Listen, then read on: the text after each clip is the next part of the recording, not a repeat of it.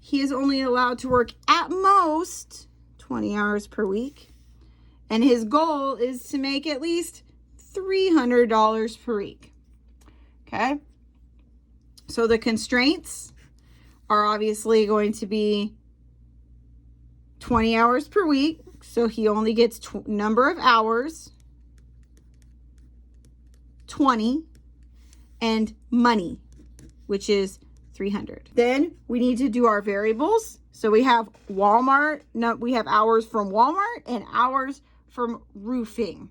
So I'm going to just go ahead and say W equals number of Walmart hours.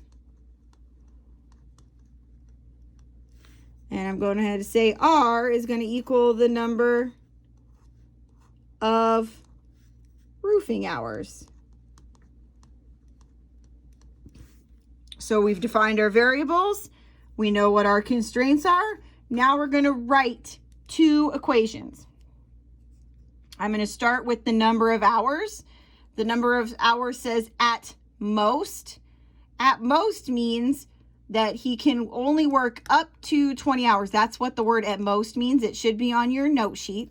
At most means up to 20, but not over.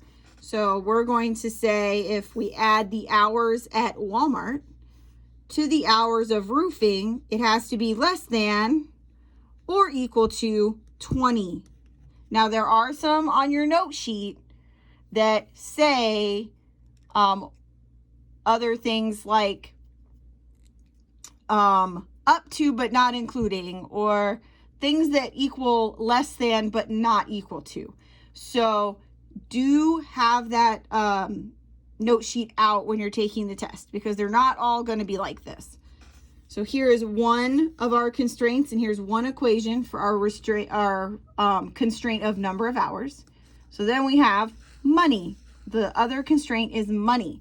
So if I multiply whatever hours I have at Walmart by $15 per hour, so 15 for every Walmart hour, and I add to that 20 for every roofing hour, I need that to be at least 300 per week. So at least means it has to be 300 or more.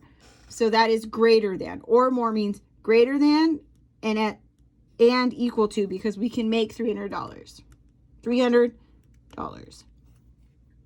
So as you see, we now have a system of inequalities.